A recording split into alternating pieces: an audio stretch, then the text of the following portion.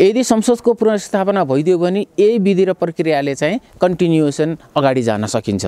यदि संसद पुनर्स्थापना हुन सकेन, चुनावको घोषणा गरिएको छ, निर्धारित समयमा चुनाव पनि हुन सकेन भने त्यसपछिको चाहिँ यो देशको परिस्थिति चाहिँ कस्तो हुन्छ भन्ने कुरामा चाहिँ हामीले आज आकलन गर्न सक्ने अवस्था छैन। त्यति भयावह स्थितिको चाहिँ हामीले चाहिँ सोच र परिकल्पनाहरू गरिरहेका छौँ। त्यसैले प्रचण्ड नेपाल समूहले आज जुन मुद्दा उठाएका छन् त्यो संवैधानिक हिसाबले चाहिँ अत्यन्त जायज मुद्दा हो र त्यो मुद्दामा जसपाहरू जोडिसके उनीहरू छुट्टै आफ्नो किसिमले आन्दोलन गरिरहेछन्, अलग कुरा होइन नि। संसद पुनर्स्थापना हुनुपर्छ भन्ने कुरामा चाहिँ जसपा जोडिएको छ।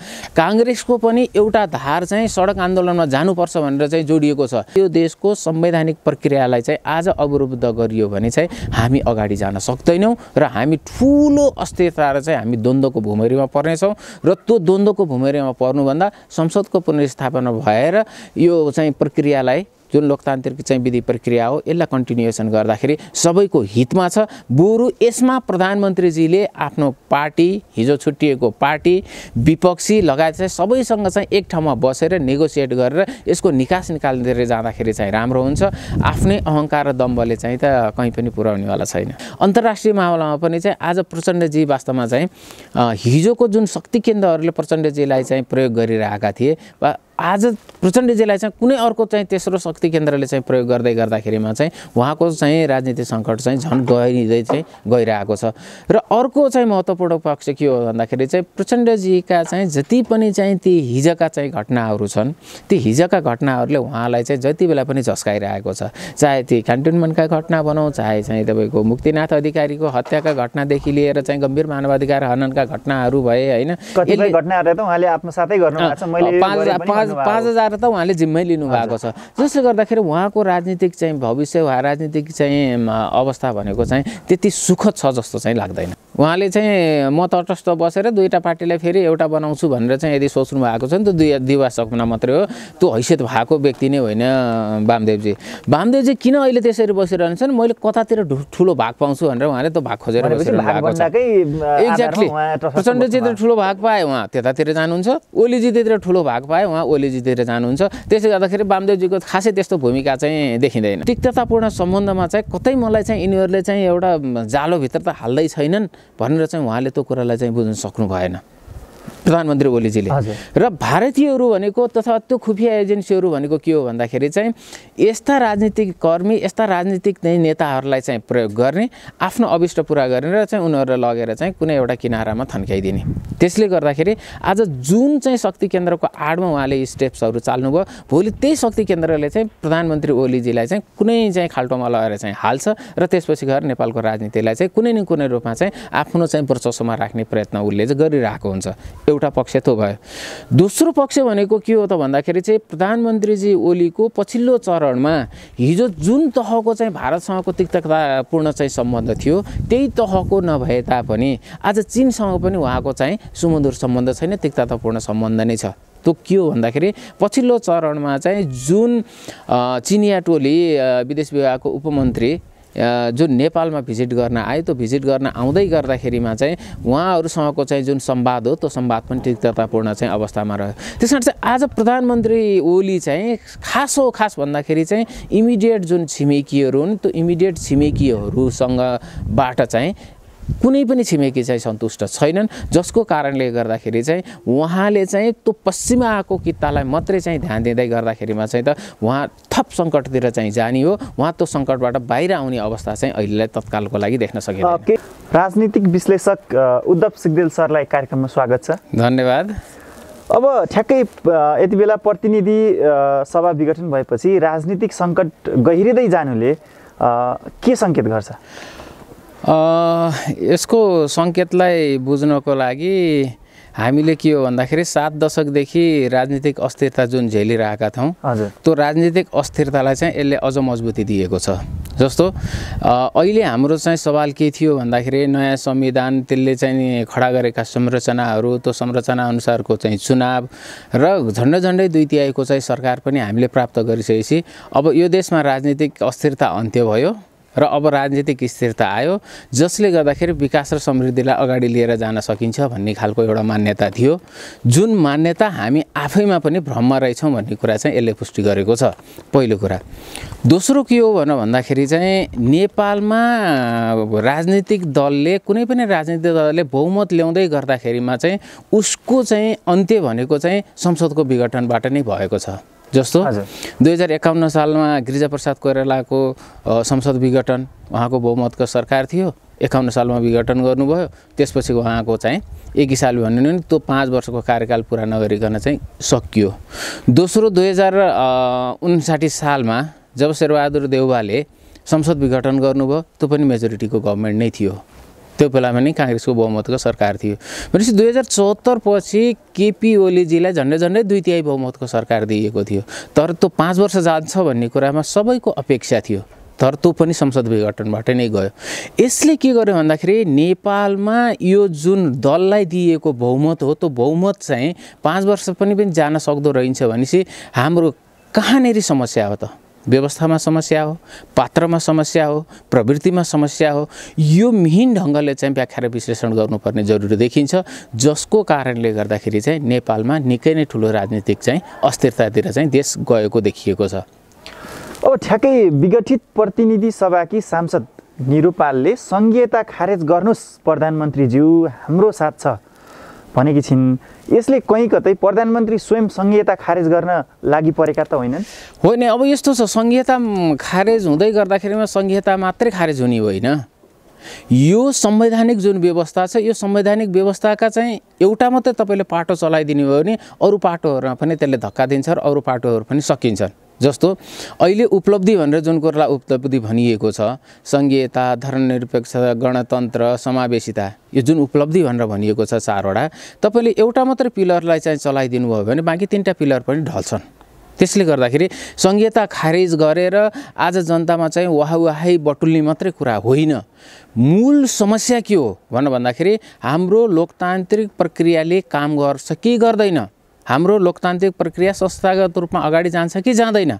त्यसमा चाहिँ संघीयता खारेज हुने अथवा चाहिँ तपाईँको गणतन्त्र चाहिँ खारेज हुने, समावेशिता खारेज हुने, धर्मनिरपेक्षता खारेज हुने चाहिँ आजको सरकारको विषय होइन। तर एउटा जनमानसबाट के छ भनेपछि संघीयता नेपालको लागि उचित थिएन, उचित नभएका कारणले गर्दा यो अहिले यस्तो परिस्थिति भोग्नु पार्या हो। हामीले किन धेरै यो प्रदेशका मान्छेहरूलाई चाहिँ के भन्नाले कर्मचारीहरू पाल्ने भन्ने किसिमको एउटा आवाज पनि त आएको छ। अब यसले गर्दा संघीयता त जनताले चाहेको हैनन् भन्ने बोली नै उनले बोलेको हुन् कि होइन? यस्तो छ, यसमा के हो भन्दाखेरि के उचित थियो त?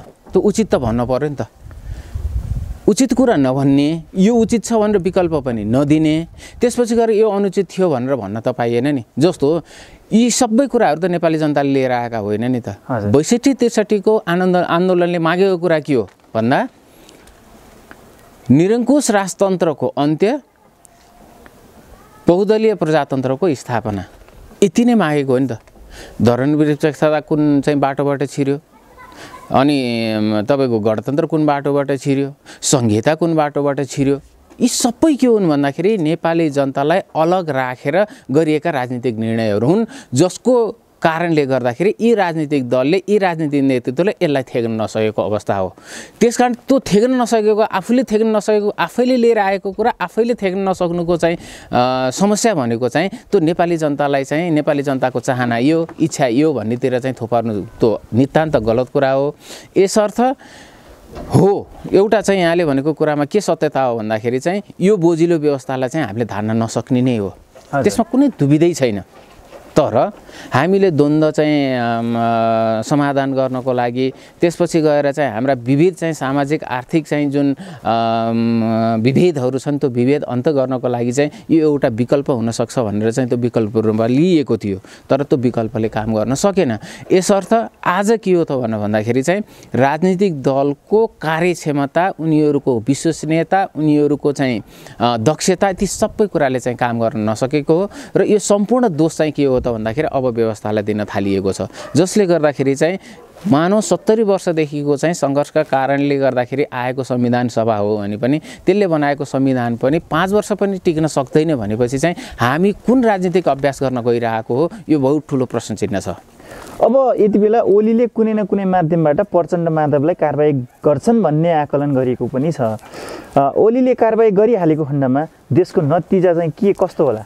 ओलीजीले कसरी कारबाही गर्ने यो एउटा व्यापक रूपमा बाहिर आइरहेको छ। मलाई चाहिँ त्यस्तो लाग्दैन। अब हिजो मात्रै पनि निरुपालले भ्रष्टहरूलाई कारबाही गर्नुहोस् प्रधानमन्त्रीज्यू, संहिता खारेज गरिदिनुहोस् प्रधानमन्त्रीज्यू पनि भन्नुभयो।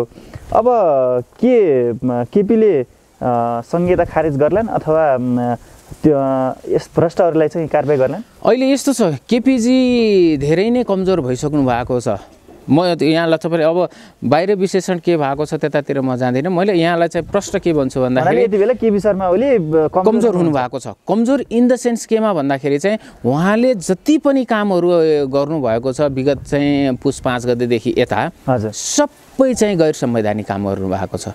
संविधान सम्मत काम नै गर्नुभएको छैन भनेपछि उहाँलाई हामीले कसरी बोलियो भनेर भन्ने। त्यसले गर्दाखेरि उहाँ कमजोर भइसकेको पात्रले चाहिँ मलाई लाग्छ अरूहरूलाई चाहिँ भ्रष्टाचारको मुद्दामा हाल्ने, यो गर्ने उ गर्ने त्यो कामहरू चाहिँ त्यो गल्ती उहाँहरूले गर्नुहुन्न। किन भन्दाखेरि चाहिँ उहाँ खुद एउटा चाहिँ त्यस्तो खालको चाहिँ जमातको बिचमा बस्नु भएको छ जसको बारेमा चाहिँ यति धेरै टिका टिप्पणी भइसकेका छन् भ्रष्टाचारका बारेमा चाहिँ।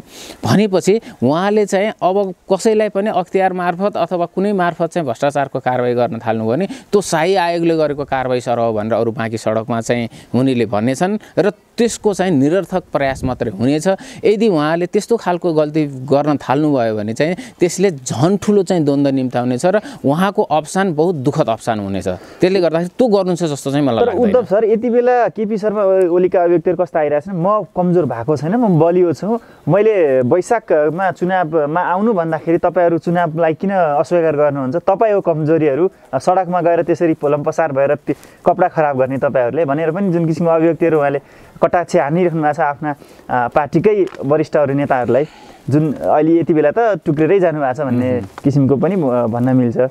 अब के बुझ्न सकिन्छ त्यो? होइन, एउटा कुरा के हो भन्दाखेरि प्रधानमन्त्रीजी भ्रममा हुनुहुन्छ। प्रधानमन्त्री ओली भ्रममा हुनुहुन्छ। अहिलेसम्म त उहाँलाई के लागेको छ भन्दाखेरि चाहिँ सत्ता नै मै हो, नेपाल नै मै हो, राज्य नै मै हो, किनभने राष्ट्रपति पनि मैले मेरै हो, मलाई नै साथ दिने हो भनेर उहाँ चाहिँ जुन एउटा भ्रममा हुनुहुन्छ नि, उहाँले चाहिँ एउटा संवैधानिक पाटोहरूलाई केही पाटोहरूलाई हेर्नु भएको होला। तर एज सच राजनीतिक पाटोलाई हेर्दाखेरि चाहिँ त उहाँले चाहिँ असंवैधानिक कार्य गर्ने बित्तिकै चाहिँ उहाँले चाहिँ जुन खालको चाहिँ सोच चिन्तन बनाउनु भएको छ त्यो सोच चिन्तन चाहिँ कार्यान्वयन हुन सक्ने अवस्थामा चाहिँ छैन। पहिलो कुरा त्यो चाहिँ एउटा हाम्रो आन्तरिक मामलामा पनि त्यो देखिँदैन। अन्तर्राष्ट्रिय मामला चाहिँ यहाँ झन् खतरनाक छ। उहाँले जसको भर परेर यी कदमहरू चाल्नु भएको छ अन्तिममा फेरि तिनीहरूले नै उहाँलाई चाहिँ खाल्टोमा लगाएर हाल्नेछन्। यो नेपालको राजनीतिक इतिहासमा प्रष्ट रूपमा देखिएको छ। र आज नेपाललाई हामीले कसरी बुझौँ भनेर भन्दाखेरि चाहिँ शीतयुद्ध कालमा जुन कोरियन पेनिन्सुला थियो ठ्याक्कै आज नेपाल शीतयुद्धकालीन नेपाल त्यो राजनीतिक अवस्थितिमा चाहिँ रहेको छ।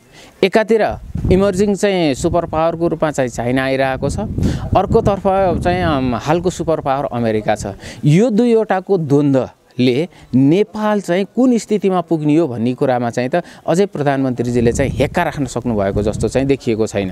किन भन्दाखेरि अहिले पछिल्लो चरणमा चाहिँ चाइनिज टोलीको जुन भिजिट भएको छ त्यो भिजिट पनि चाहिँ यस्तो चाहिँ आकस्मिक शैलीमा भिजिट भएको छ जसले गर्दाखेरि चिनियाहरू नेपालको अहिलेको चाहिँ जुन राजनीतिक घटनाक्रम छ त्यो राजनीतिक घटनाक्रमबाट अत्यन्त झस्केका छन्। जसले गर्दाखेरि उनीहरूले आफ्नो इन्टरनल सेक्युरिटीमा नेपाल मार्फत चाहिँ थ्रेट हुन सक्छ भन्ने चाहिँ जुन एउटा विश्वास छ त्यो विश्वासको कारणले गर्दाखेरि चाहिँ नेपाल वास्तवमै आज एकदम अप्ठ्यारो पोजिसनमा गएको छ। भोलि यो देश सिक्किमीकरणको प्रक्रियामा गयो भने पनि चाहिँ हामीले अनौठो मान्न पर्ने अवस्था चाहिँ छैन। यति बेला ओली र प्रचण्डको यो लडाइँले मुलुक नै द्वन्द्वमा धक्कलिँदैछ भन्ने जुन अभिव्यक्ति हो तपाईँको? होइन, ओली र प्रचण्डको मात्रै यो लडाइँ रहेन। ओलीजीले जुन गैर संवैधानिक काम गर्नुभयो यो ओलीजीले गरेको गैर संवैधानिक काममा चाहिँ आज आम चाहिँ ओलीजीको गुट बाहेक निक्लिने स्रोत केपी प्रचण्डकै द्वन्द्वबाट त यो के हो भन्दाखेरि उहाँहरूको चाहिँ द्वन्द्व भनेको के हो भन्दाखेरि चाहिँ क्षणिक लेनदेनको चाहिँ द्वन्द्व हुन सक्ला। त्यो क्षणिक लेनदेनको द्वन्द्वलाई चाहिँ अन्तर्राष्ट्रिय चाहिँ शक्ति केन्द्रहरूले के गरिदियो भन्दा त्यसलाई चाहिँ आगो बाल्ने काम गरे, जसको कारणले गर्दाखेरि चाहिँ कहाँ गएर ल्यान्डिङ हुन्छ भन्ने कुरोमा स्टेप चालेका मान्छेलाई पनि थाहा छैन र त्यसपछि हामी सुरक्षित हुन्छौँ कि हुँदैनौँ भन्ने कुरा चाहिँ जो सडकमा आन्दोलन गरिरहेका छन् उनीहरूलाई पनि थाहा छैन। त्यसले गर्दाखेरि चाहिँ यो भनेको चाहिँ भयानक चाहिँ दुर्घटनातिर चाहिँ यो देश गइरहेको छ र यसमा प्रधानमन्त्री ओलीजी संवेदनशील हुन सक्नु भएन भने यसले चाहिँ त यो मुलुकलाई चाहिँ गम्भीर ठुलो दुर्घटनामा लिएर जाँदैछ। सरकार विरुद्धको प्रचण्ड नेपाल आन्दोलनमा कङ्ग्रेस र जसपाको साथ नभएरै प्रचण्ड नेपाल समूह कमजोर बन्दै गएको होइन। प्रचण्ड नेपाल समूह कमजोर छैन, किनभने उनीहरूले चाहिँ लोकतान्त्रिक विधि र प्रक्रियालाई चाहिँ सुचारू गर्नुपर्छ भनेर चाहिँ अहम राजनीतिक मुद्दा लिएर चाहिँ सडकमा आएका छन्। त्यो अहम राजनीतिक मुद्दा भनेको के हो भन्दाखेरि संसदको पुनर्स्थापना नै हो। त्यो के हो भन्दाखेरि चाहिँ काङ्ग्रेसलाई फाइदा हुन्छ हुँदैन, जसपालाई फाइदा हुन्छ हुँदैन भन्दा पनि यो देशको लोकतान्त्रिक प्रक्रिया चाहिँ अवरुद्ध नहोस् भनेर चाहिँ जुन राजनीतिक मुद्दा उठाएका छन् त्यो भ्यालिड राजनीतिक मुद्दा हो। त्यो भ्यालिड राजनीतिक मुद्दालाई चाहिँ ओलीजीहरूले चाहिँ नजरअन्दाज गरिरहनु भयो भने उहाँहरू चाहिँ बडो ठुलो समस्यामा पर्नुहुन्छ एउटा। दोस्रो चाहिँ ओलीजीले चाहिँ यो स्टेप चाल्दै गर्दाखेरि चाहिँ उहाँ जसमा भर पर्नु भएको छ नि अन्तिममा उहाँलाई त्यसैले धोका दिनेवाला छ। जस्तो उहाँ यदि अदालतले चाहिँ मेरो निर्णयलाई चाहिँ सदर गरिदिन्छ भनेर चाहिँ यदि उहाँलाई चाहिँ त्यो चाहिँ विश्वास छ भने त्यो एउटा भ्रम मात्रै हो, किनभने अदालतले संविधानलाई पूर्ण रूपमा कुल्चेर पनि त्यो निर्णय गर्न सक्दैन। होइन भने चाहिँ त भोलि त्यो अदालत नै विघटनको सङ्घारमा पुग्नेछ। त्यसकारण चाहिँ अदालत विघटनको सङ्घारमा पुग्नको लागि कम्तीमा पनि त्यहाँ बस्ने चाहिँ न्यायाधीशहरूले यो एउटा विवेक पुर्याउँछन् भन्ने कुरामा त आम नेपाली जनता पनि विश्वस्त छ र बाँकी राजनीतिक दलहरू पनि चाहिँ विश्वस्त छन्। त्यसले गर्दाखेरि त्यो एउटा चाहिँ पक्ष पनि महत्त्वपूर्ण छ। र तेस्रो पक्ष भनेको के हो भन्दाखेरि चाहिँ आज यो देशमा यत्रो कोभिडको चाहिँ मार परेर चाहिँ आम नेपाली जनता चाहिँ जुन सफरर भइरहेको छ यो अवस्थामा चाहिँ यो अर्बौँको चाहिँ चुनाव खर्च चाहिँ तपाईँको चाहिँ खर्बौँको चुनाव खर्च गरेर फेरि इलेक्सनमा जानु भनेको अर्को एउटा चाहिँ यो देशको लागि महासङ्कट चाहिँ थुपर्नु हो, आर्थिक रूपमा महासङ्कट नै थुपर्नु हो। त्यसले गर्दाखेरि कुनै पनि रिजनबाट प्रधानमन्त्रीजी ओलीको यो जुन स्टेप छ यो स्टेपलाई चाहिँ हामीले जायज भनेर भन्नै सकिँदैन। उहाँका चाहिँ केही चाहिँ आसेपासेहरूले चाहिँ यो गर्नुपर्छ ऊ गर्नुपर्छ भन्ने कुराहरू भन्नु त्यो एउटा कुरा हो। प्रधानमन्त्रीजी ओलीको 3-3.5 वर्षको चाहिँ जुन कार्यकाल हो त्यो कार्यकालबाट चाहिँ केही पनि उहाँले डेलिभरी गर्न नसकेकोले नेपाली जनता निराश छन् र नेपाली जनताले चाहिँ प्रधानमन्त्री ओलीजीलाई दोष त दिएका छन्। त्यसको साथसाथै यो व्यवस्था पनि चाहिँ वास्तवमा बोजिलो भयो भन्ने खालको एउटा चाहिँ त्यो सेन्टिमेन्ट पनि आएको चाहिँ त्यसमा खेल्न सकिन्छ कि भनेर चाहिँ प्रधानमन्त्रीजी ओलीका आसपासका र प्रधानमन्त्रीलाई उकास्नेहरूले चाहिँ त्यो कुरा भनिरहेका होलान्, जुन नितान्त गलत कुरा हो। यसले गर्दाखेरि प्रचण्डको हालको अवस्थालाई कसरी मूल्याङ्कन गर्न सकिन्छ? के अब प्रचण्डको राजनीतिक भविष्य अन्धकारतिर गएकै हो? प्रचण्डजीको राजनीति चाहिँ सङ्कटपूर्ण नै छ। प्रचण्डजीको राजनीति यसर्थ सङ्कटपूर्ण छ कि चाहिँ उहाँको चाहिँ जुन चाहिँ चलायमान चाहिँ राजनीति हो त्यो चलायमान राजनीतिले गर्दाखेरि चाहिँ उहाँलाई चाहिँ त्यो असङ्कटतिर लिएर गइरहेको छ। जस्तो उहाँको एउटै मात्रै अब अभिष्ट बाँकी हो, उहाँको सङ्घीयता भयो, गणतन्त्र, धर्मनिरपेक्षता, समावेशिता, जति पनि एजेन्डाहरू छन् त्यो सबै संविधानमा लिपिबद्ध भयो। एउटा मात्रै एजेन्डा उहाँको बाँकी छ, त्यो हो कार्यकारी राष्ट्रपतिको एजेन्डा। त्यो कार्यकारी राष्ट्रपतिको एजेन्डालाई उहाँले कार्यान्वयन गर्दै जान्छु अगाडि बढ्छु भन्दै गर्दाखेरिमा चाहिँ भएको एउटा दुर्घटना यो पनि हो।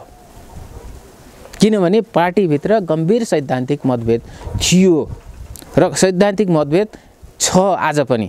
किन भन्दाखेरि चाहिँ जनताको बहुदलीय जनवाद त्यसको राजनीतिक धरातल एउटा छ। 21औं शताब्दीको जनवाद त्यो प्रचण्डजीको चाहिँ जनवाद हो। त्यो प्रचण्डजीको जनवाद भनेको कार्यकारी राष्ट्रपति सहितको अन्ततोगत प्रचण्ड जाने भनेको चाहिँ के हो भन्दाखेरि चाहिँ साम्यवादी समाजवादतिर जाने हो। तर त्यो साम्यवादी समाजवादतिर जानको लागि चाहिँ उहाँले चाहिँ जुन खालको चाहिँ खेलोफड्को यो देशमा गर्नुभयो र त्यसलाई चाहिँ प्रधानमन्त्री ओली लगायत चाहिँ अरू सबैले जसरी चाहिँ रोक्ने प्रयत्नहरू भयो, जसले गर्दाखेरि प्रचण्डजीको राजनीतिक चाहिँ भविष्य त्यति चाहिँ राम्रो देखिँदैन। एउटा आन्तरिक मामलामा त्यो देखिन्छ भने ठ्याक्कै यति बेला वामदेव गौतम कुन अवस्थामा छन्? न त प्रचण्डको खेमामा देखिएको छन् भने न यति बेला केपीकै खेमामा छन्। उनी चाहिँ अलि यति बेला तटस्थ नै देखिन्छन्। अब उनले यो तटस्थ बसेर पार्टीको सङ्कट समाधान गर्न सक्लान्? त्यो मलाई लाग्छ वामदेवजीको बुताको कुरा होइन। उहाँले चाहिँ म तटस्थ बसेर दुईवटा पार्टीलाई फेरि एउटा बनाउँछु भनेर चाहिँ यदि सोच्नु भएको छ नि त दिवा सपना मात्रै हो, त्यो हैसियत भएको व्यक्ति नै होइन वामदेवजी। वामदेवजी किन अहिले त्यसरी बसिरहन्छन्, मैले कतातिर ठुलो भाग पाउँछु भनेर उहाँले त्यो भाग खोजेर बसिरहनु भएको छ। एक्ज्याक्टली, प्रचण्डजीतिर ठुलो भाग पाए उहाँ त्यतातिर जानुहुन्छ, ओलीजीतिर ठुलो भाग पाए उहाँ ओलीजीतिर जानुहुन्छ। त्यसले गर्दाखेरि वामदेवजीको खासै त्यस्तो भूमिका चाहिँ देखिँदैन। तर हालसालै चाहिँ वामदेव र प्रचण्डको जुन भेटवार्ता छ अलिकति बाक्लिएको जस्तो देखिन्छ। अब यो जुन किसिमको एउटा बाक्लिरहेछ यो सम्बन्ध, के यो ओलीसँगको दूरी बढाएका हुन् वा ओलीको विपक्षमा उत्रेका हुन्? होइन, ओलीजीसँग पनि केही समय यता त अलिकति बाक्लो देखिएको होइन, प्रचण्डजीसँग भन्दा अगाडि त ओलीजीसँग उहाँको त सम्पर्क भएको हो नि त। ओलीजीसँग उहाँले चाहिँ केही कुराहरू माग्नु भयो होला, त्यो कुरा उहाँले प्राप्त गर्न सक्नु भएन भनेपछि वामदेव दाउमा छन् भन्ने एकदम प्रश्न हुन्छ। त्यसपछि गएर उहाँले प्रचण्डसँग चाहिँ बार्गेनिङ गरिरहनु भएको होला, मलाई चाहिँ यो द्या ऊ द्या भन्नुभयो होला। त्यसले गर्दाखेरि खासै त्यस्तो भूमिका चाहिँ मैले देख्दिनँ उहाँको चाहिँ। अब ठ्याक्कै विदेशी शक्तिको प्रभावमा ओली चलिरहेका छन् भन्ने पनि छ। अब यसमा कतिको सत्यता पाउनुहुन्छ तपाईँ? सत्यता छ। जसै चाहिँ कम्युनिस्ट पार्टीको चाहिँ विगत 1 वर्षदेखिको चाहिँ जुन आन्तरिक झगडा भयो नि, त्यो आन्तरिक झगडा भएपछि विदेशीहरू त्यहाँभित्र छिरिसके। हजुर, त्यहाँ छिरिसकिसकेपछि विदेशीहरूले के गरे त भन्दाखेरि चाहिँ पार्टीलाई चाहिँ दुई खालका नेतालाई चाहिँ दुईतिरबाट चाहिँ त्यति बेलादेखि नै चाहिँ प्रयोग गर्दै आइरहेका हुन्। र पछिल्लो समयमा चाहिँ प्रधानमन्त्री ओलीजी इन्डो वेस्टको कित्तामा जानुभयो। जस्तो अहिले एमसिसीको कुराहरू गाईको रूपमा आइरहेको छ नि। हजुर, त्यो एमसिसीको कुरा आउँदै गर्दाखेरिमा चाहिँ त्यसले पनि के सङ्केत गर्छ भन्दाखेरि प्रधानमन्त्रीजीले चाहिँ जुन स्टेप्सहरू चाल्नु भएको छ त्यो स्टेप्सहरू भनेको चाहिँ इन्डो वेस्टको डिजाइनमा चालिएको स्टेप हो। र त्यसमा पनि विशेष गरेर चाहिँ भारतको पुरानो संस्थापन, खुफिया एजेन्सी र लगायतका चाहिँ चाहिँ जुन डिजाइन हो त्यो डिजाइन अन्तर्गत चाहिँ उहाँले त्यो स्टेप चाल्नु भएको हो। र उहाँले के कुरा बुझ्नु भएन भन्दाखेरि चाहिँ भारतसँगको उहाँको जुन तिक्ततापूर्ण सम्बन्ध हो त्यो समय यता प्रधानमन्त्री चाहिँ भारत भ्रमणमा अब जाँदै हुनुहुन्छ भन्ने कुराको साथसाथै अर्थमन्त्री को पनि भारत भ्रमणको एकदम एउटा चर्चा आइराखेको छ कि यो भारत भ्रमणले कस्तो सङ्केत गर्ने हो? यो अर्थमन्त्री विष्णु पौडेलको जुन यो भारत भ्रमणलाई भनिएको छ। अब यहाँनिर 2-3वटा कुरा छन् है, मैले अनुरोध गरेँ, निवेदन गरेँ। 2-3वटा कुरा बहुत महत्त्वपूर्ण छन्। जस्तो भारत 2072 सालमा जब हामीले संविधान घोषणा गऱ्यौँ तत्पश्चात चाहिँ यति चाहिँ डिफेन्सिभ भयो होइन, यति डिफेन्सिभ भयो कि चाहिँ भारत वास्तवमा चाहिँ संविधान घोषणा गर्नु नै, नेपालमा संविधान घोषणा हुनु नै हाम्रो चाहिँ दुर्भाग्य र विडम्बनापूर्ण कुरा रहेछ कि भनेर उसले चाहिँ त्यो खालको चिन्तन विश्लेषणहरू उसले गरिरहेको पनि हो।